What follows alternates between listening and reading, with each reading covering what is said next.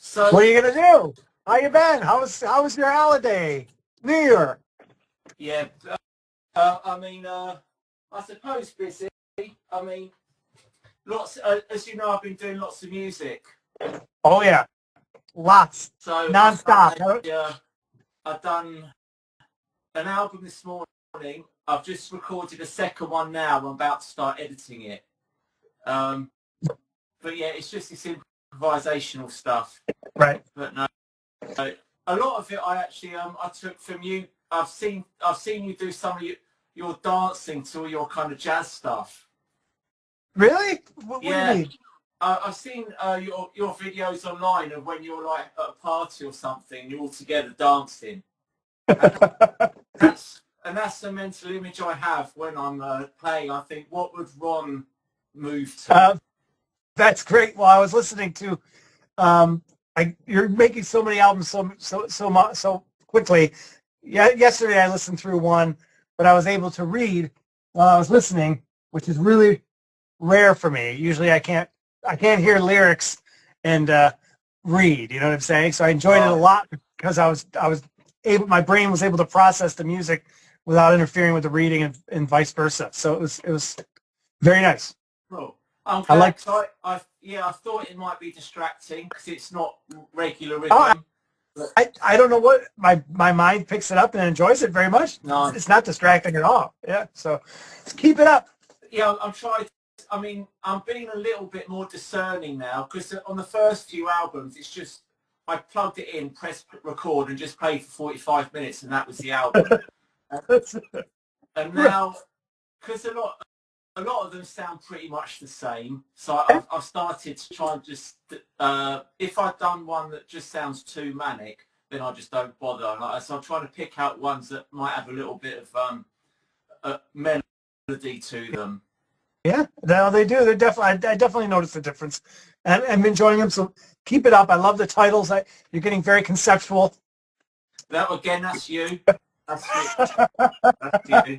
Well, no. The whole idea with the tape, and it's a great. You're telling a story, so Yeah. it's fine. I'm thinking of the tape when I'm listening to it because that's in the title. So it sets me going to where your brain's going. So that's cool. Nice one. And what about you and Rose? How's your Christmas been? Christmas Up in was Boston, good. or whatever. What's that? You went to Boston. Went to Boston. Went to Rochester, which is a city, hour and a half away from here. See our daughters.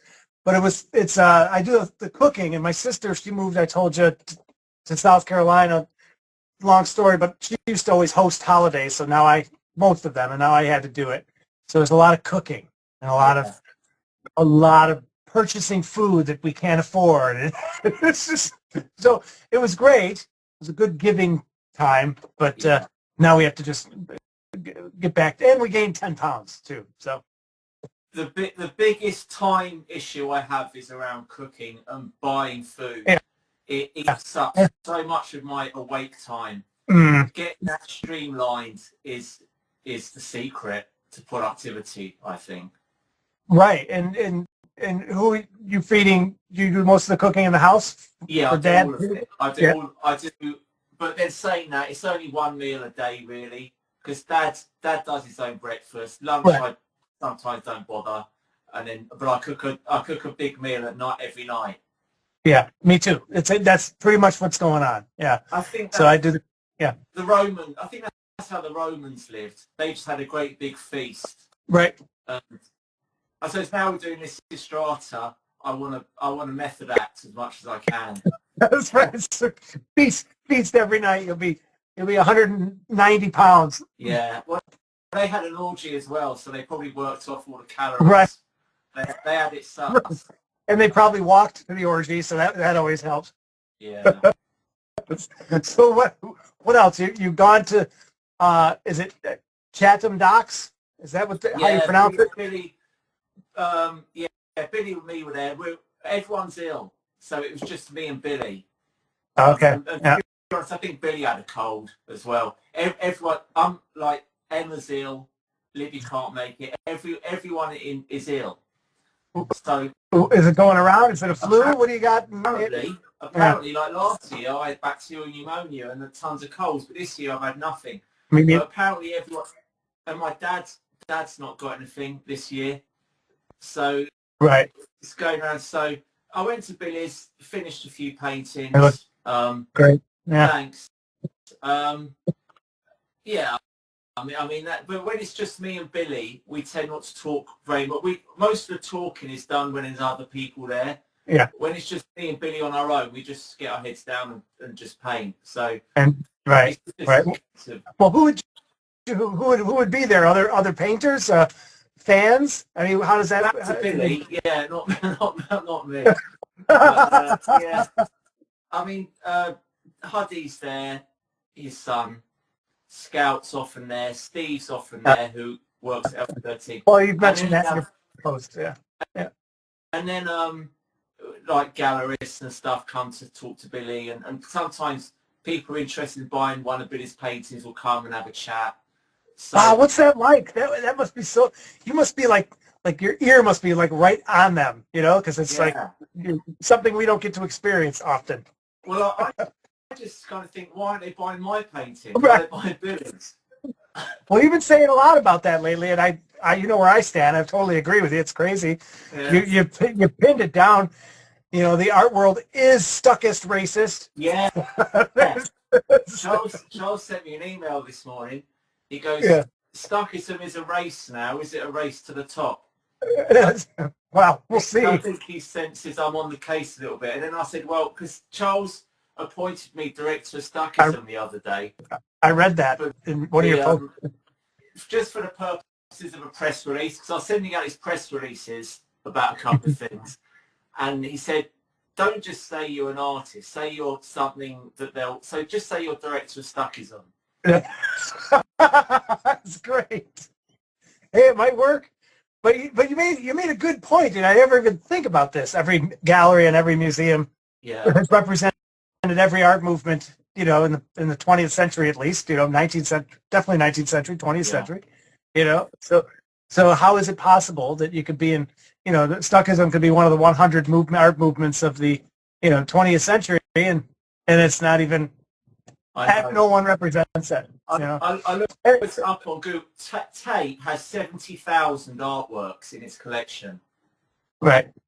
And I think they've got one photograph by Alexis Hunter, but that's just because she was a feminist photographer. That's nothing to do with her being a Stuckist. So it's just it's just coincidence that one of their 70,000s is somebody who also happens to be a Stuckist. But in real terms, 70,000 artworks in Tate and not one Stuckist one. And we're the only real art movement going on. And one of the most, prominent that was ever developed in England and the UK. So, I mean, Jonathan Jones said in The Guardian, he goes, I mean, other than Stuckism, is there another art movement right now? I mean, he said that years ago. He said that like 10 years ago. Right. And you think, well, if we're the only one, and of all the millions of artworks in all the galleries and museums, they've not got one. Right. It's a global conspiracy. There's no other explanation. Well, I don't know if you could. Is it because in the end, if you take Stuckism to the logical end, it's not going to be very profitable for the middleman? I don't know. I don't understand. How does that work? So if you're a museum, right, and you'd have like a Charles Thompson or something just to say that this is the Stuckism art movement. Oh, he'll be there for sure. He'll be in I'm not expecting to go out and start buying from all the hundreds of other kind of people, like, but you'd think like Charles, Billy, a couple of others maybe, just as an acknowledgement that it's happened, but they don't even seem to want to acknowledge that it's happened. There's got to be something that burned somebody. It powers that be. I'm ready for a conspiracy. What do we got? Because it doesn't make any sense. It doesn't. Exactly. It's like the existence of a black hole. Even though you can't see it, you know it's there because of the effect it has on everything around it. Yeah. I Yeah. don't Yeah. know who these people are in the art world, Right. but I can see the effect they're having. So they must be there. Right. There must be a deep state in the art world that's anti-Stuckists. They've probably got a whole department dedicated purely to suppression of Stuckism. And we Yeah. can see their effects, but we'll never see them. They'll be like this cigarette guy in the back, like in X Well, Files. all you can do is just keep doing what you're doing, and me too, and others. Because I mean, I've been to a gallery that's had a work in Utica area, which is your dad traveled to once before, and somebody bought a painting, and they were asking me. One was asking, "What is Stuckism?" and her partner was saying, "Oh, it's a movement out of England in the 90s." And another in that same show, another guy was hanging with me, and he said, "Oh yeah, Stuckism. I have a work by Billy Childish in my house." This guy, it was a posh community that I was showing it, so he Yeah. must have somehow ended up with one of his pieces over the years. So I think it's so funny because it's known to, I mean, just everyday people now. It's just slowly, getting in there. If you're interested in art and you haven't heard about it, then you're not interested in art. Yeah. Do you carry? I know, like I've started to carry a little man bag, and I've got a few Jompy in there. I've got a few pamphlets in there. And Right. Charles used to go around with this bigger one, and he'd have a copy of the Go West catalogue, which was some old Stuckism show, and he'd have so he's always ready for when he meets someone. That's a good idea. I mean, I'll put a knapsack together. Yeah, and And go walking. you have the Ron Troop, because you are the American Stuckist, Right. really, aren't you? I'm the You're liaison. Yeah, right. Hey, I'm serious. It's just a matter of time. It's a matter of time. And also, I don't know enough about art history it's a lot of it's just my imagination, which means it's made up. But I imagine that, like the Impressionists or whatever, they were all centered on a geography in the old days. They were in Paris, so Yeah, they were. or New York City, Ashcan School, or pop was even centered somewhere, even in the 60s. It's in New York City. So there's there's one thing that Stuckism is, being international, and everybody can jump in.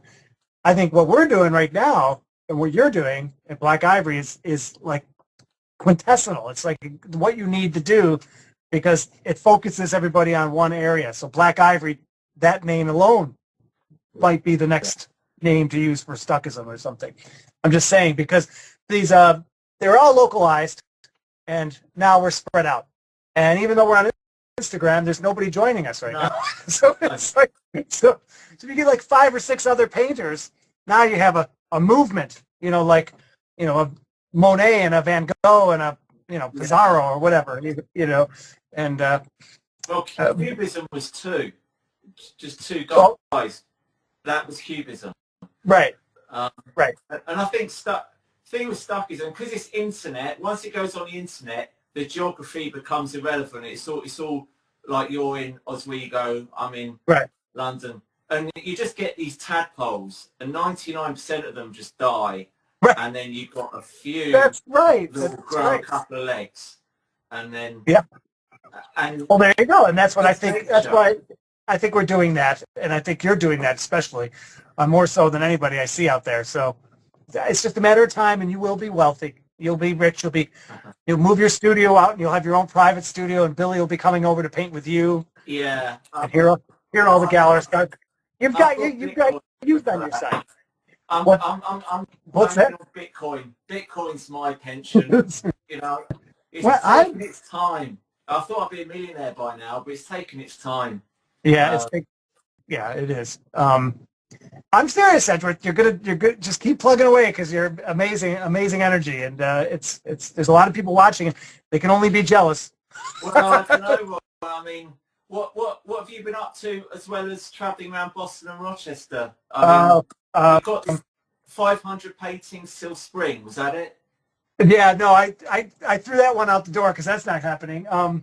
I'm working with Rose Garden Pastels, this excellent set of pastels for yeah. I think I've got Christmas. that set. Oh, it's a great. They're oiled. They're beautiful. They work fantastic. Yeah. I've never worked with pastels, but I'm doing a lot of those, as you see. Um, I'm doing them just how I would paint, but there's something different about drawing that I'm always drawing with a paintbrush, and now I've eliminated the paintbrush and I got my fingers closer to the paper. Yeah. So it's a big, big difference for me. It looks like I feel like I'm a kid with crayons. Yeah. Well, the pastel sits sort of on top of the paper. So you can like I use a rag on my paintings. I use a rag on my pastels as well. I just take a little brush, little mineral spirits, and it works the same. You know, I right. can, yeah. But other than that, yeah. Do you know Renoir? The What about him? painter. Of course, yeah. My pastels get his kind of texture, or even Gauguin, that dry. Well, if you do what you're doing now, I imagine they get a wet look. Yeah. Whereas if you do yeah. rag, it has the opposite. It gives them they don't mold into each other so much as they just get mudded, and then you can go over again and make them less muddy, or if you want to. I know exactly what you're talking about. And the same, I can do that with the brush too. Same thing, but I don't. I've noticed it, and I guess I like more the jutting colors. Yeah. But so let's see. I got tickets to Heathrow all set. I'm ready to go. I'll see you in April. So April 10th, I'll be in Muswell Hill. I think about, I don't know, a quarter of a mile from your place. So we'll get together. I won't expect you every day, but I'll be there. I mean, yeah. How long will we have you over here for? 11 days. Cool. Well, let's get some sort of itinerary where we can maximise. When I went to Germany for 2 weeks. Again, this is a long time ago, and every day we used that time because we knew it was a big opportunity. We were in a castle, and a few of us started doing some paintings in the basement. We had an exhibition in their dining room. One of them was a poet. He read loads of poems. We had a filmmaker there who did a load of filming but never made the film. We really, I know that's a bit of a shame now, but we really didn't maximise it as much as we could. It's great to be there, but one of the regrets for Germany was we didn't really do enough. So I mean, if you're coming over here, just think anything you want to do, just run it past. And well, we talked about movie making, so we'll film as much as we can. I think an exhibition with all of us having a little exhibition at the end of just whatever. I'm also going to load up my suitcase because I get a free bag. Well, it's not free, I'm paying for it, but a bag to load on the plane. I'm just going to put 100 paper paintings in there, you know, and if we go to Camden, if I go to Camden with you, I could be Slumpu, you could be Jumpy, and I could just give away my paintings. Yeah. I'll just give them away like you're giving them away. Yeah. And we should, yeah. No, I'm thinking of going to Thailand soon and making a film out there, same kind of thing. Okay. But I think filmmaking, because I've got these YouTubes, but they're 10-minute things, and there's not really a narrative in it. It's quite just candid. I'm thinking of going to Thailand, and you know where I stay. I'm hoping that rooms available in the red light district where you're right above the balcony. I remember. Yep. And I used to like play pool during the day with the bar girls, and I was chatting to quite a few of them, and I was hoping they might collaborate with me on some paintings in the room upstairs. That'd be great. I'm going to make the film, and I'm going to try not to be on camera too much myself, but just have it so it's like me and them paint, somehow just seeing what happens. Oh, that's fantastic. Well, okay, so when is that going to be? Is that going to be before spring or after spring? Before. Oh, right. Yeah. Right away. Oh, yeah, nice. Yeah. Oh. I mean, maybe. I was hoping to go to Thailand sort of nowish, but the flights are too expensive. Okay. But I thought it through. I don't need to take any stuff with me because there's an art shop in Pattaya, so I can get the stuff. I'll try not to make a mess in the hotel room, and just start the paintings and see what happens. you just need a throw a plastic throw blanket. Just throw it down and go to work. You can also murder somebody too, so you can wrap them up and throw them in the ocean. Who knows? I might be able to paint it there because I know once a few of us got on a bike. We went out into really into the rural areas to go to some restaurant out there. Yeah.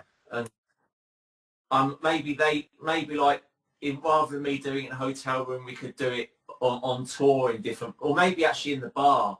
There's one where the bar's quite open. They got YouTube up. Okay. But we'll see. We'll see. Well, where was the place you went to?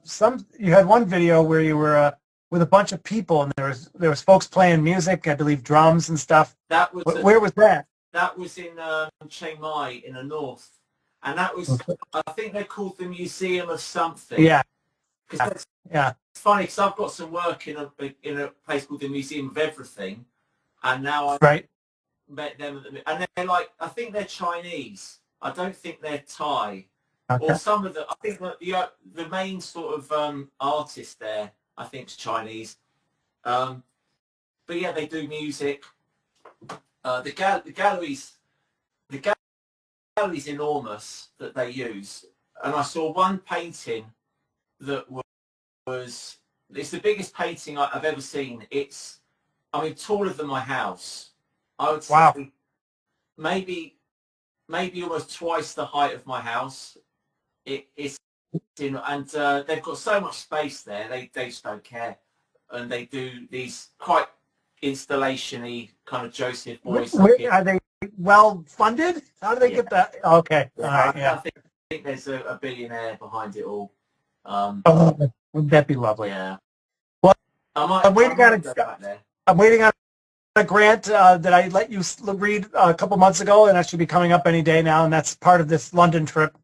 So if I get it, I'll fill you in on it more. And it's got to do with what we're doing right now. Yeah. Making paintings and bringing them here to Oswego.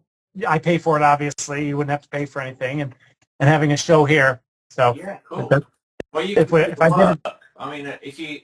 I won't want the work back once it's gone.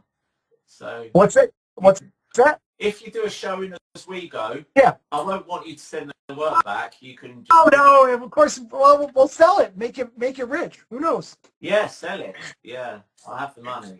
And now you saw my recent post. I'm giving everything away this year for free. So that's I just can never figure it out. This whole money thing.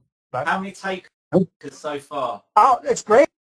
The one painting I put up, I got a taker, a complete stranger from a social media that I do that's not Facebook or Instagram, and in Colorado, and she happened to be a painter herself, which is always a treat, and was just is acting appears very thrilled. Followed me on my website, and so it's sitting in my door right now in the snowstorm we're getting, waiting for the postman, and so it's great. So she paid for postage, sent me a PayPal payment, and cool. I write it off. I give it a value of $125, and so when the IRS comes running after me for not paying them, I'm going to just say I'm writing off all my work. Yeah. I guess I'm just making up my own financial world. Yeah. it's the way to do it. I got to show you what's happening in my yard. Take a look. Can you see out the window? We're just starting to get a storm now. Oh well, yeah. That's what it was like here about 5 days ago. Yeah. Oh, you guys got a snowstorm? It was really foggy. Yeah. We got snow coming though. The temperature's gonna plunge in England. Here too. The north get the worst of it, but we'll get some as well. My brother lives in Scotland. They get it hard. Is he a younger or older brother? Older Zach. So yeah, he lives in Falkirk, which is near Edinburgh. So nice. Huh. Yeah, they get the worst of it, but I think we might get some snow or something. And all our flights got messed up because it was windy. So my plan to go abroad is kind of scuppered. Right. Well, it's the same here. We have something called the polar vortex that comes down from Canada, and then the jet stream just plummets to the south and then comes up and it gets to be, below 0 temperatures, which is always fun. Yeah, ours comes from the Arctic. That's what's coming our way now. It's coming Arctic down, and so it pushes that Gulf Stream away, so you guys get all cold. Yeah, fights. Yeah, nice. It's gonna be hard. So you're making more music today? Is that what you're gonna do? I have these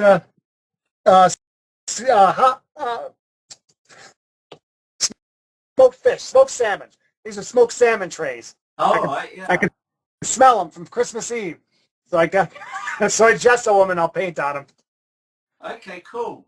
Yeah, I'm gonna maybe switch the camera around so whoever's watching can see the screen rather than just me playing with a mouse.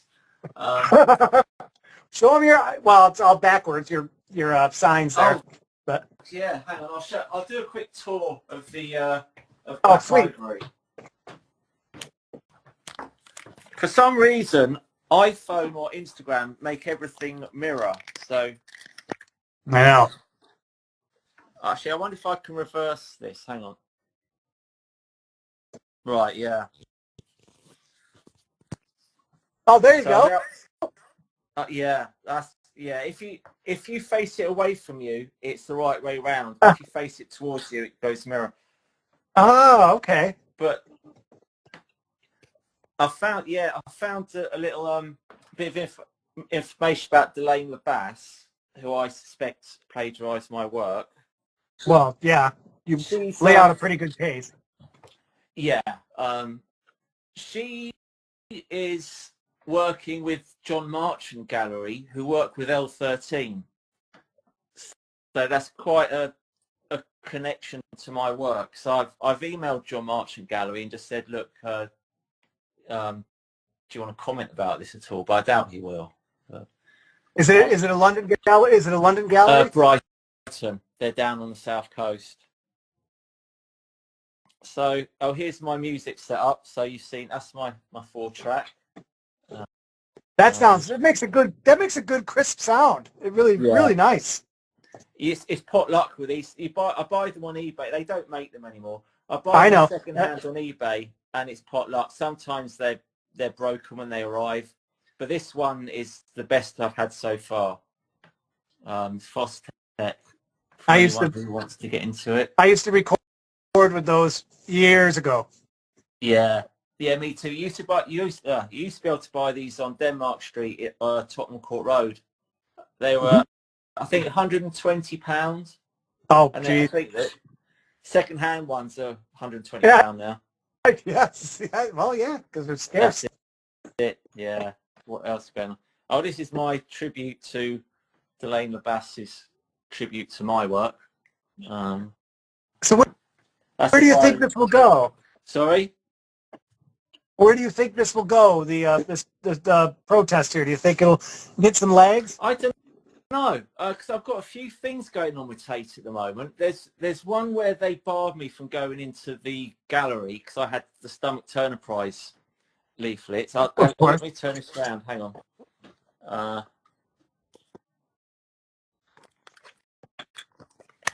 Let me put that back in there.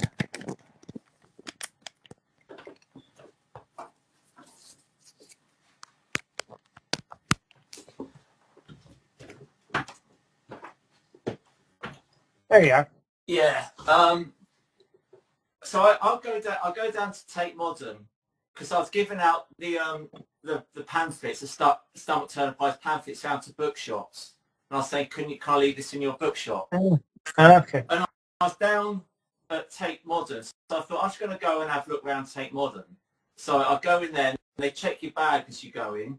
Right. So they checked my bag and they opened it up and I had about 50 of these pamphlets. Yeah. And they said, you can't come in with these because they probably thought I was going to start giving them out to people. Of course. So I said, well, can I just leave them in security then? Because I don't need to carry them around with me. Can I leave them in security? And they said, no, we can't have them in the building.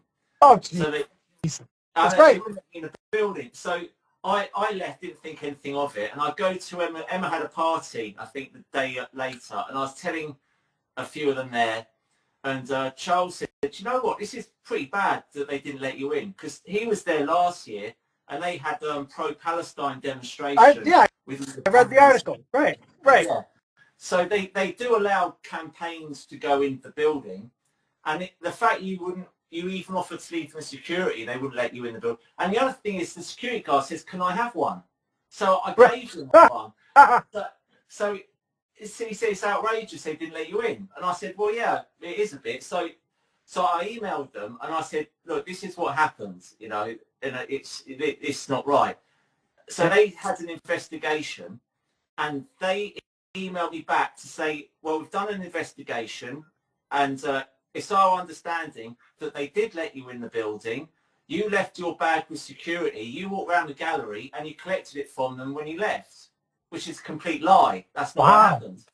Oh, jeez. Wow. So I was like, I said, they're accusing me of lying. So I've emailed them back and I said, well, show me the CCTV, because galleries do keep it for between a month and up to 90 days, I think. And I emailed them like a few weeks after it happened. So if they've deleted the footage, they've deleted it after I asked them to look into it.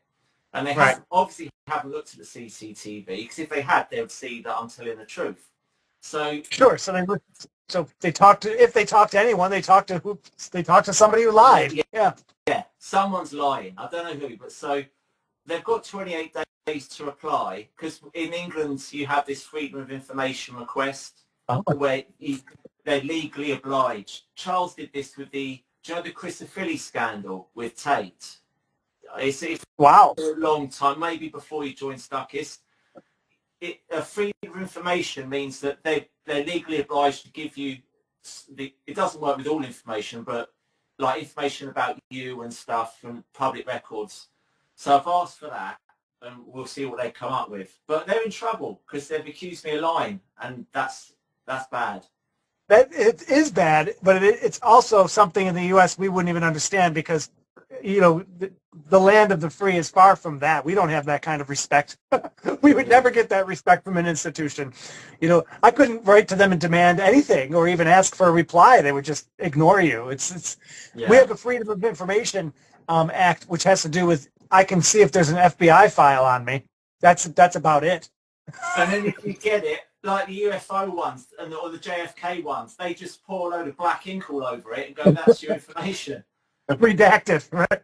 Yeah. Well, actually, they sent me. I asked for one once because I get a little radical once in a while, and they sent me back something. It was very ambiguous, where they weren't saying that.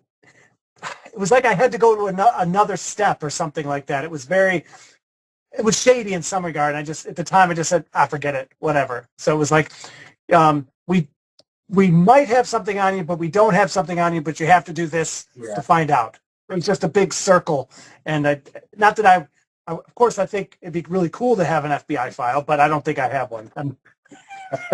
I saw. Have you heard of the film Flash of Genius?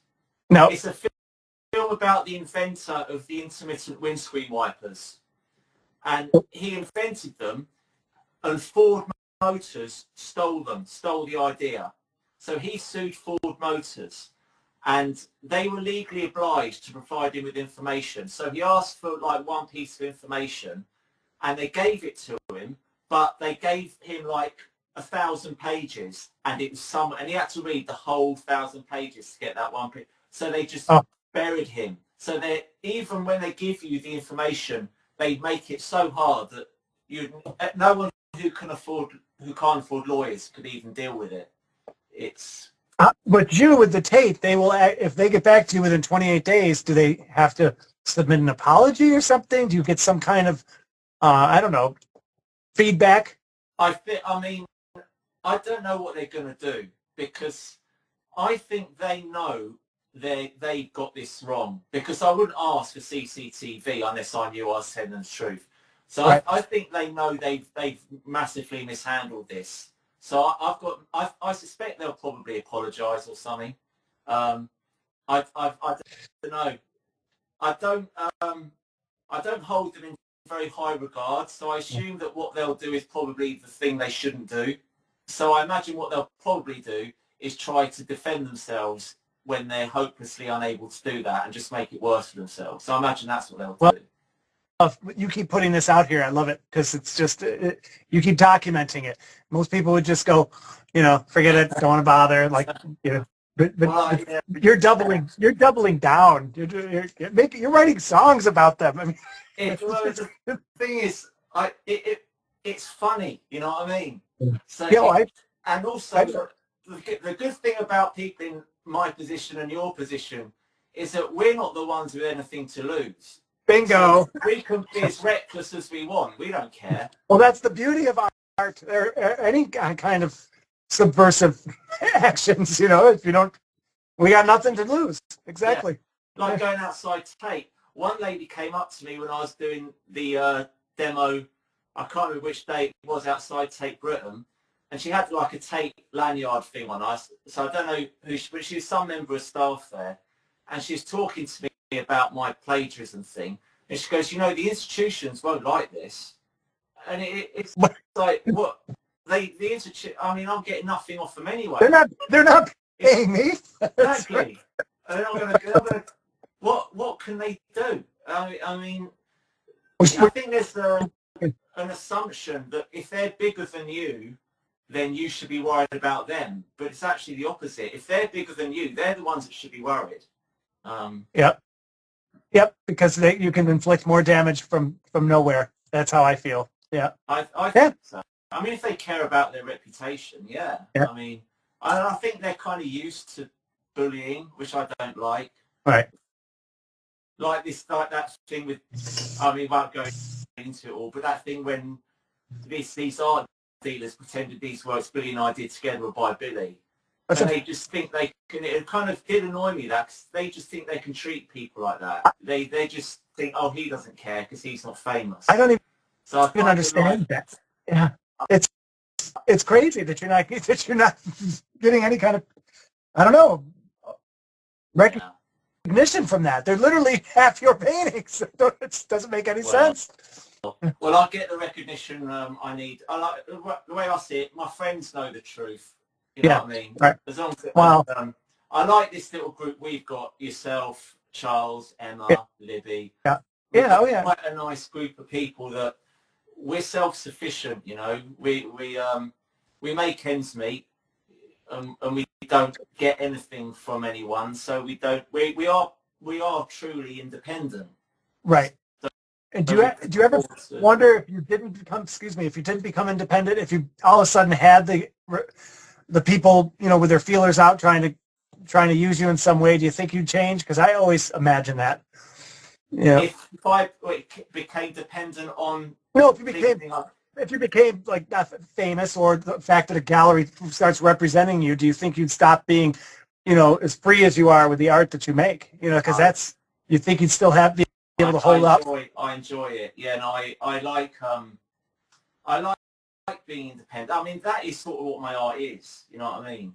So if I feel like it's all part of my artistic out, even this thing with Delane LaBasse, right? So I don't really mind so much. It's now part of what I do. And if it gave you fuel, yeah. And it's no, I like things as they are now. Of course. I'm saying what I meant to say is if you ever got that recognition, do you fear that you would change to try to please the gallerist? That's the thing I'm always worried about. So, no, I always say that. I'm pretty sure you wouldn't either, Ron. No, I wouldn't. I think now I wouldn't. Too old. I am too old. 10 years ago, though, I did have a situation where I was showing in like a local library, and I'm ashamed of it, but it did make me go make more art. I wrote an essay about it because I was just flabbergasted. But I had like, I made a tribute to my stepfather who died. It was like a 3-panel, like a dressing area where you would dress behind a 3-panel thing. The doctor's surgery. Yeah, right. But this one was one that was built for photographs. And so it had frames in it, and I was able to put paintings in each one. So I had like 20 paintings in these little frames, and they were about my stepfather, but then one of them happened to be like the day he died, and I learned about some political thing about one of Trump's cabinet picks or something like that. Anyway, so I wrote something that was very hot, but not, it's definitely for the public. It was just English. It wasn't, no swearing, no cursing, right? Yeah. And the librarian said, you can't show this piece. And I was like, what do I do? Because I had everything up. I hung the show. And this one piece, she said, it was freestanding. Yeah. And she said, you're going to have to take this home. And I remember going, well, what could I said to her, I said, well, what can I do to keep it here? Because it means a lot. It's one of my favorite, pieces here in the show. And I said, I'll just change the words. Is that okay? I went home and I took the painting out and I changed it. Right. And I put it back and I was filled with shame afterwards, but I got to show it. So it was one of those things. The message was my stepfather, not the politics. Right. So I was able to just say, I'd rather show it. Yeah. I mean, you could, you sometimes can't show, if you're in someone else's venue, right. You can't always show what you want to show or have the exhibition how you want it. But I know. You can always do the work you want to do. Right. It's a shame to change the work for the show, but we live and learn. Things happen. Well, I went and fixed it when I came home. I redid it again and did it the way it was the way I wanted it originally. So it was just about showing that. That was my only time where I caved to the powers that be. But well, I mean, I'm sure I've done that multiple times. I'm sure I've done something like that multiple times. But no, I the best exhibitions of the studio, like here now's a better. The best exhibition of my work is usually, or when like in Billy's paintings are fantastic in his studio, and then when they're in the gallery, they look better in the studio. It's sort of like animals are better in the jungle than the zoo. You know what I mean? Absolutely. Yep. And if I'm in my house and I'm presenting you some food or a painting or whatever, we're all looking at it in a different way than if we're in a gallery and I'm, and you're eating the cookies I made or looking at the painting on the wall. Absolutely. So yeah. I don't mind if I was in an exhibition and they said you can't have that painting there, Edgeworth, you've got to change it. I'd be like, fine, change it. Put what you want. Because 99% of the time, the best show is in my studio anyway. So yes. It doesn't really matter if there's a... Because it's not like you're in their house, Right. And they're not controlling what you do. They're just controlling the way it's being presented, which is a different thing. Sure. Oh, yeah. Any problem compromising with that kind of stuff, because that's all independent of the work anyway. Yeah, but sometimes I hate what I do, and they want to show it. It's like, oh, no. Oh, I tell you what I did that was like that, Ron. Shin Detonator. Yeah. The first version of that has got characters like the sea bitch and stuff like that. Uh-huh. And I read it back and I thought, I want like as many people to be able to read this as I can. So I changed their names to non-offensive names. So, I've done the same. We all as it turned out, I mean, this isn't an excuse, but as it turned out, I think it's better. The family-friendly versions actually turned out better. Sure. But I didn't do it for artistic reasons. I just did it because I wanted it to be available. I didn't want, like, Freya to not be able to read it because I've written all this month. So. Oh, I know. I've had that problem over the years where I can't take it back because it's already published. I go to my daughter's house and I see one of my books on her shelf and I just want to take it down and steal it. You can't take them on. I've tried taking mine off Amazon. You can't. It's right. Shin Detonator's on there in its original version, and it's not coming off. Thanks for the heads up. I know. I could nothing I can do about it. All right, so April, keep thinking about ideas, and I'll think about them too. Yes. I want to make it a really worthwhile, worth your time and Emma's and Libby's and anybody else I run into. You're free to come here every day. You're here if you want to. Well, I want to make. I'm going to make one train. I'm going to make one train trip up, day trip up to where my ancestors are buried. Yeah. Up in Retford. But other than that, I'll do things in London. I'll find something to do, but I'm not worried about that. Never worried about my free time. I could find that, but our work time, let's work. I'm there. I'm not there to. I'm there to work. If you want to work, Yeah, yeah. No, you know. that's our fun is work. So it's the same That's thing. what I mean. Right. Yeah. No. Well, you've got Emma. You've got her. You've got to have Libby here. You've got to have Charles here. Right. Uh, Right. Right. there's so much opportunity for we'll probably do another one like you here last time with Rose, where we'll invite Charles to do some poetry or something. Maybe me and you could do some music, or you could do some solo music. Oh, I'll be practicing my guitar. I got to catch up to you. Well, yeah, I've got to catch up with your singing, so we'll I'll work on. You'll sing or something. But I'll work on chords. Yeah, we'll. Yeah, there's limitless possibilities because there's like 5 people here, so you could go off in. You could even be in Lysistrata or something. That's right. I don't know. I could be the background. Who knows? Yeah. The chorus. Oh, maybe I'll write a play. I'll write a play for us. A little short play or something. Yeah. We could perform. With a Stuckists theme or an art theme. Anything. Yeah, we'll do it. We'll do with Lysistrata. There's 30 characters in the original. There's only 3 actors, so a lot of it's going to be improvised, even audience participation. Oh, nice. It's like when the albums I'm doing, you could do one play, and we could do like 6. Like if it goes off into different things. Like when I did those masks, I did one mask for Halloween because I didn't want to spend the money on buying them. And then 6 months later, I put all those mask videos and 70 masks. So your play might turn into a whole circus. You know what I mean? Right. I want to start making masks too. I'm reading these great books. Rose got me these amazing books for Christmas, and this is like a habit of mine at this time of year when the snow comes and it gets cold.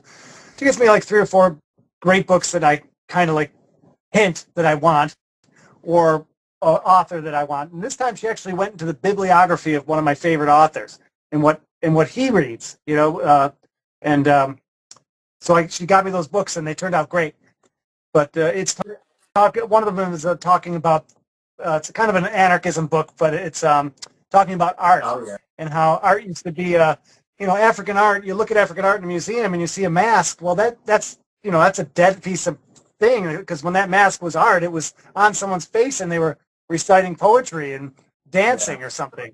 So there's so much that really turned me on to this idea of starting to make art move again. Yeah. And no more of the hanging on a wall, even though that's what I'm doing now. I want to break from that. So what you guys are doing with Lysistrata, is that what it is? And all your music, anytime, I've always loved music for that reason, and performance music, because it's a lot closer, I think, to the thing that I read in the book about art being movement, than anything a picture. Yeah. You know what I'm saying? It's dead on the wall, but when you're playing music, it's there. It's alive when you're acting or sitting out front of the Tate with Jompy, or Camden with Jompy. It's just, that's art to me. That's the thing I'm talking about. Yeah, and you kind of get double for your money, because all the paraphernalia can go on the wall afterwards anyway. So you're making art, right. And I mean they're just different things. But painting's great, but it's not the be all and end all. And like you say, when it's outside of the canvas and actually 3-dimensional in front of you, there's a whole other aspect to it. Right. It's too fruitful to just ignore. If I was Alcatraz, I'd just paint. But we're not in Alcatraz. We can do what we want. We're allowed outside one. It's great. Well, that's one of the things I have the hardest time with, is getting older. Is I want more play, and that's why I think I want to reach out to you guys, and you especially, is because you're still playing with art, and that's a big thing. And I don't know how you do it. I'm 24/7 like you do. I don't know how you. I shake my head. It's just too much energy. I don't. I think because normally by my age, people have got a couple of kids to look after, and a wife and a mortgage and all that stuff, and I've ducked all those things. But I've had all those things, and I still have it, and I still admire it. So I think I missed that conditioning that everybody gets. Right. that breaks them down. You know, I coasted, but I didn't coast with somebody else doing all that. I mean, you're working with, you know, you're taking care with Freya all the time, so you definitely have a young person in your life, so you see what, you know, what goes into that. And she's contributing more than she's taking me away from the work, because she does the violin. Yeah, I know. She loves when we're doing that thing where I'm Heckleshorse Jr. and she's Mooney Rara, and we're doing those. What's the name of our band? Strawberry Cake. Strawberry Cake. Yeah, that's right. She's saying, stop, do this.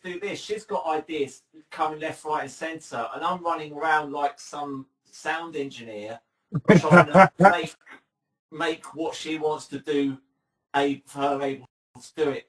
So she's doing stuff that, and then I take over that and think, well, Freya's not here today, so I'm just going to do all that stuff she was doing on my own.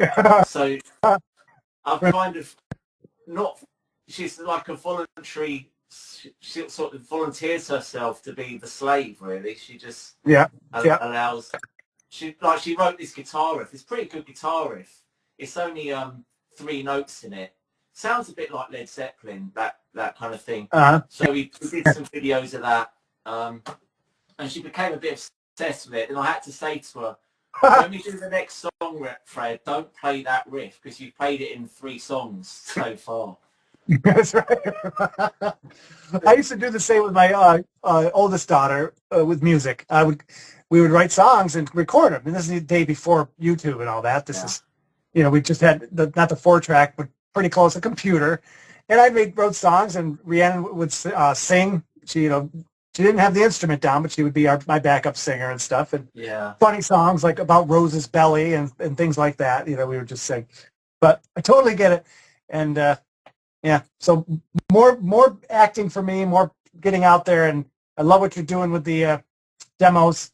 You know, that's just something I got to get out and do. This connects with Freya because this isn't a computer screen. You know, she sees hang on, she sees this whirling around, and it's it's magical how that has her music on it. So, so that. Doing it in because she's used to everything being processed on a computer, so I think that struck a chord, and that's if it wasn't for that method of recording, I don't think she would be that into it. I think she might find it a bit dull. And all these cables on the floor. I mean, it looks so ramshackle, all this, but she sees how it works and how this goes into that, and you know, because she wants the drop pedal, she goes, oh, can we do the octave lower? So she presses the, so seeing it all work with her fingers and her hands. That's a huge education she's getting. It's amazing. She takes it, obviously plays the violin, like she's getting lessons and stuff.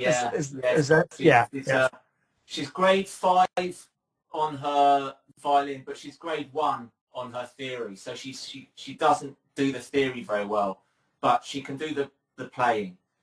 Okay. Yeah, good. No, she's into it. It's cool. So yeah.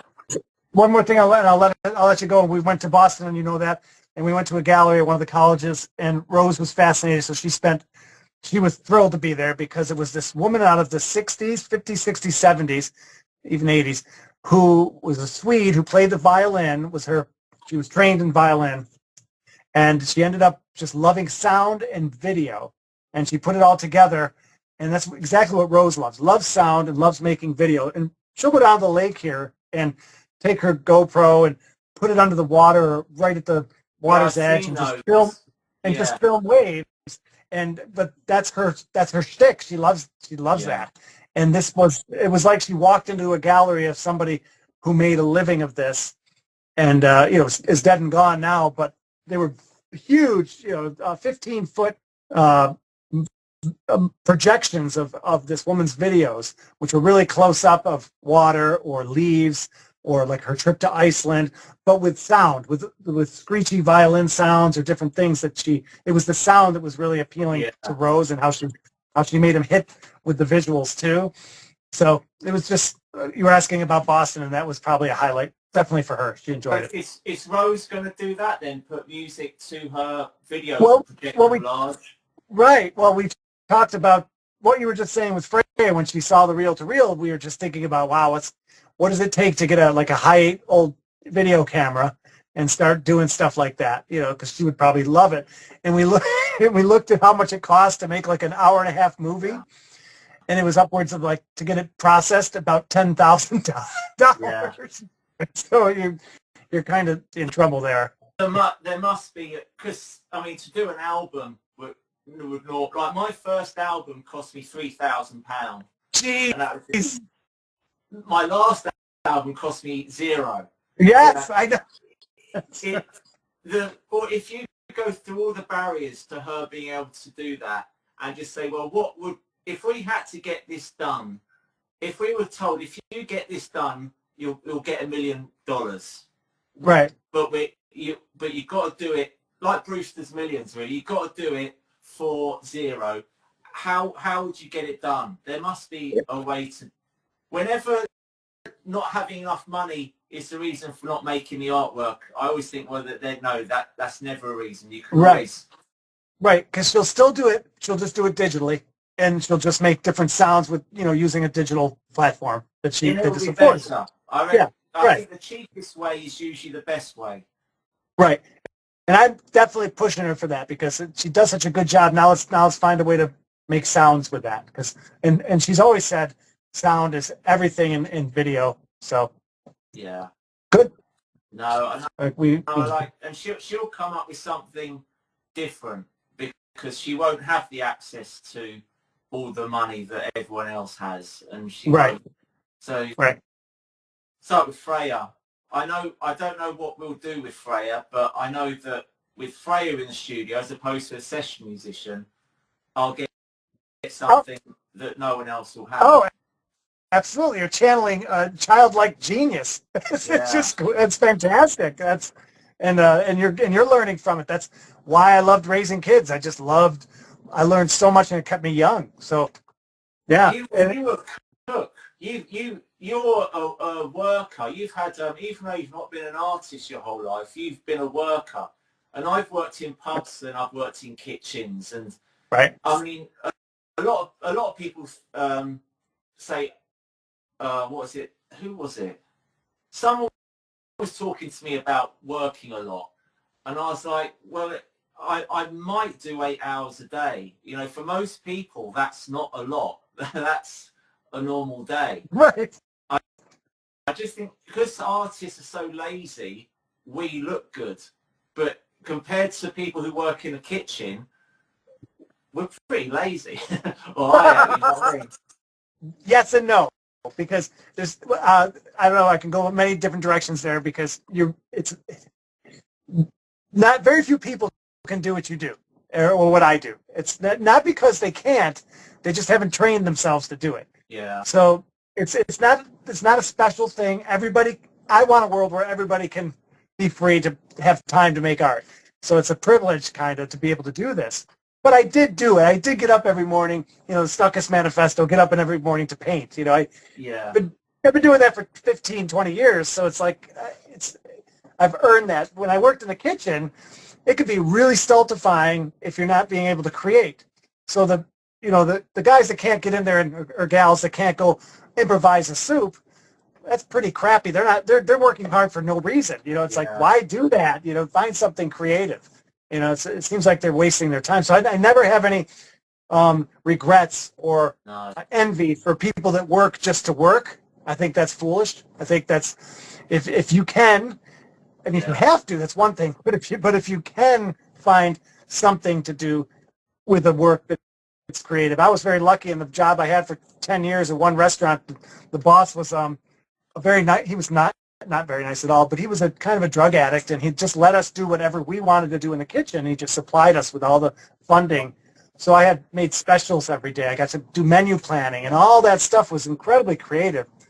And then it makes you work hard too. Yeah. As you know, working in those places, you're working hard. It also makes you identify quickly what's important and how to maneuver things. So that made me. I think that made me a good artist. I know I have to work if I'm going to get anything done. Well, That's would you all. say what you do in the studio now is the same thing, but instead of with food, it's with paint? Right. Well, I wish I was as creative with paint as I could be when I was cooking in the kitchen, because I do funky things. You know, you make matches with, just like with color, you make matches with all these different herbs and food spices, and you know how to blend things. I used to get really excited about just going to work, and that's Yeah. rare. And do you get Because I knew. excited about going down to the studio when you wake up in the morning? Right. Right. And the first part's, how do I feel, you're asking? Or No, I was saying you say you get excited to go and make food. right. Do you have the same thing with the painting, or is it a bit Yep. more of an effort sometimes? Nope. It's never an effort in the morning. It's an effort in the afternoon. Oh, right. So I'm good for 4 hours. Yeah. And then I try to find other things, and that's like, you know, I cook for Rose, so I'll try to drag out cooking for a couple hours, so I'm doing that. But I'm good for about a 4 to 5 hour, 6 hour day if I'm really lucky, but not 8 hours. No, me neither. Oh. Me neither.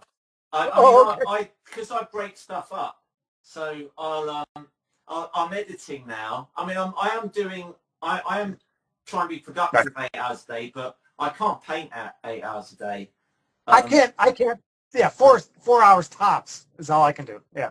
Billy Yeah. can outpaint me, and he's 60. He's in his 60s now, Billy, and he can. He's usually there before me, and I usually pack up before him, and I feel done. Wow.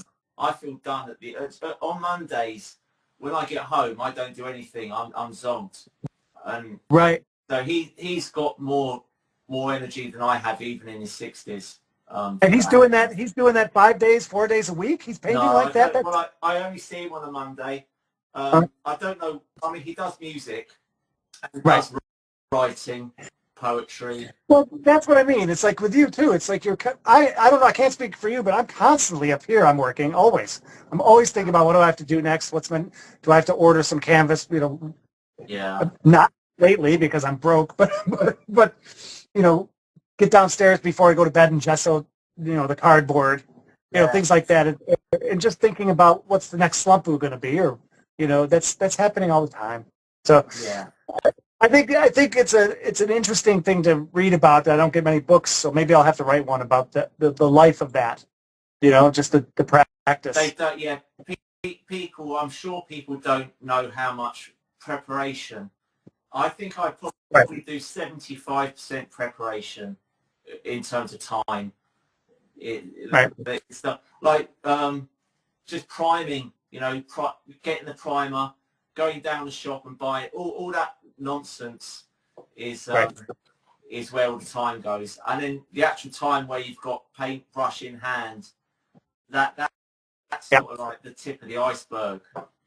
So. Right.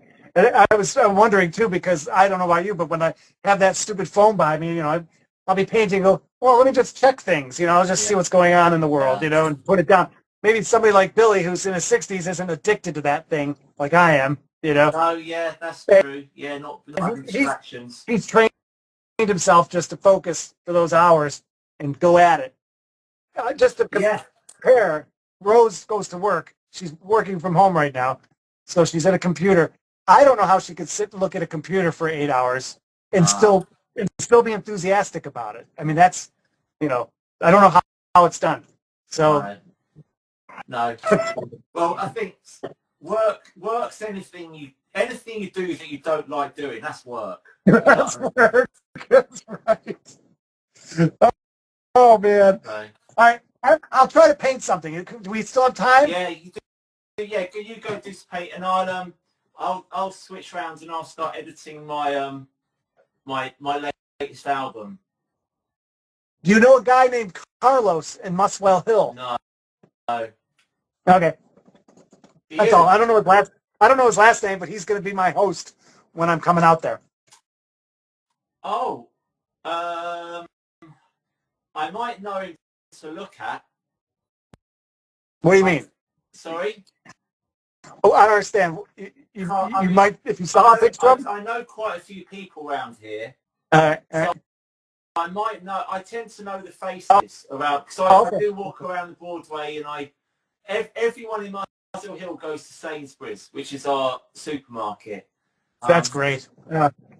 And I usually see a few faces I recognise in Sainsbury's every day. I'm in there multiple times a day most days. And I said I might know Carlos. Yeah, I said Carlos, but he's the co-host. There's actually the hostess who might be his wife, and I forgot her name. That's why I didn't say it. But Okay. oh well. You'll see him eventually.